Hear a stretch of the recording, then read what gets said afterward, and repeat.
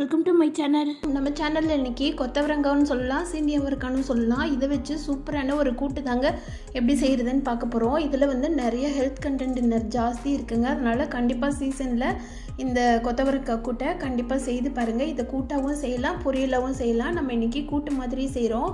இதுக்கு முதல்ல காயை நல்லா கழுவி க்ளீன் பண்ணி எடுத்துக்கலாம். க்ளீன் பண்ணி எடுத்துகிட்டு இது மாதிரி 5-6 காயை மொத்தமாக சேர்த்து ஒரு பஞ்ச் மாதிரி வச்சுட்டு இந்த மாதிரி கட் பண்ணிக்கோங்க. மேலே இருக்கிற காம்பெல்லாம் தேவையில்லை. அது மாதிரி அடிப்பகுதியும் கட் பண்ணி எடுத்துக்கோங்க. அது வந்து கொஞ்சம் கருப்பாக இருக்கும், அதனால் அதையும் ரிமூவ் பண்ணிடலாம். ரிமூவ் பண்ணிவிட்டு இந்த மாதிரி 10 காய் 15 காய் எல்லாத்தையும் மொத்தமாக சேர்த்து குட்டி குட்டியாக நறுக்கிக்கலாம். நீங்கள் பொரியல் செய்கிறதுனாலும் இந்த மாதிரி தாங்க நறுக்கி வச்சுக்கணும்.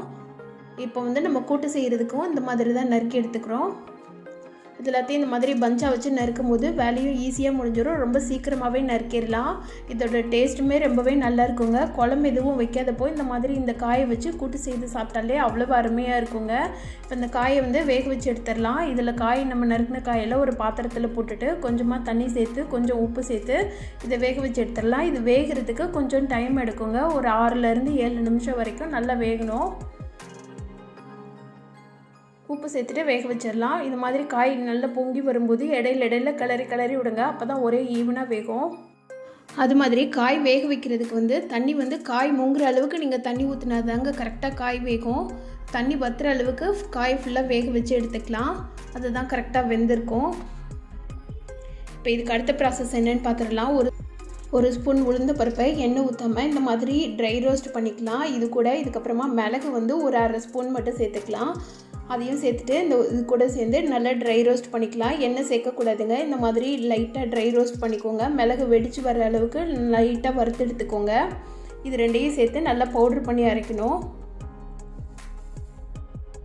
இதை ஆற வச்சுட்டு மிக்ஸி ஜாரில் போட்டு பவுட்ரு பண்ணிக்கலாம். இது கூட வந்து ஒரு கைப்பிடி அளவு தேங்காய் எடுத்திருக்கேன்.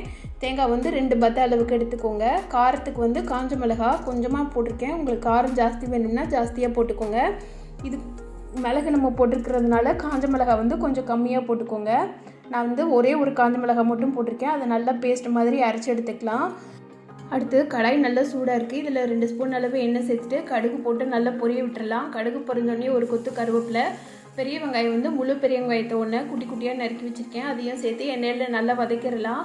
வெங்காயம் வந்து லைட்டாக ப்ரௌன் ஆக தேவையில்லைங்க. ஓரளவுக்கு நல்லா வதங்கினாலே போதும். நல்லா டேஸ்ட்டாக இருக்கும் இந்த காயோடு சேர்த்து சாப்பிடும்போது. இது கூட நம்ம வேக வச்சு எடுத்துருக்கிற காயை சேர்த்துடலாம்.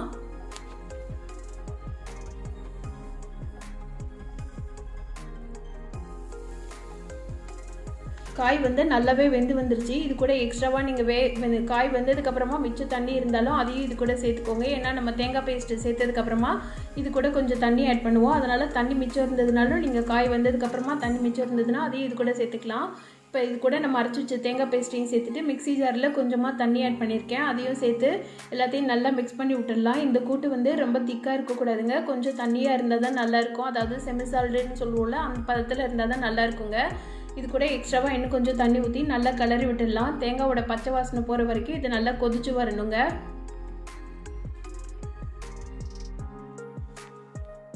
இதில் நான் தேங்காய்க்கு அப்புறமா கொஞ்சம் ஒரு 1/2 டம்ளர் அளவு தண்ணி மட்டும் ஊற்றிருக்கேன். தண்ணி ஊற்றிட்டு நல்லா மிக்ஸ் பண்ணி விட்டு ஒரு கொதி வர வரைக்கும் வெயிட் பண்ணலாம்.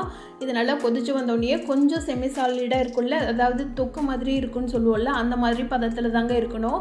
ஏன்னா இது ஆறுனதுக்கப்புறமா இன்னுமே கெட்டியாக ஆரம்பிச்சிடும். அதனால் ரொம்ப தண்ணி வற்ற விட்டுடாதீங்க. ஓரளவு நல்லா கொதிச்சு இந்த மாதிரி ஸ்டேஜில் கொஞ்சம் பாருங்கள், கொஞ்சம் தண்ணியாகவும் இருக்குது, கொஞ்சம் கெட்டியாகவும் இருக்குல்ல, இந்த மாதிரி பதத்தில் நீங்கள் ஸ்டவ் ஆஃப் பண்ணிட்டீங்கன்னா ரொம்பவே டேஸ்டான சூப்பரான சீனி அவரைக்காய் கூட்டு ஈஸியாக ரெடி பண்ணிட்டோம். இது செய்கிறதுமே ரொம்பவே ஈஸிங்க. காய் நறுக்கும் போது பஞ்சாக வச்சு நறுக்கிட்டிங்கன்னா ஈஸியாக வேலை முடிஞ்சிடும்.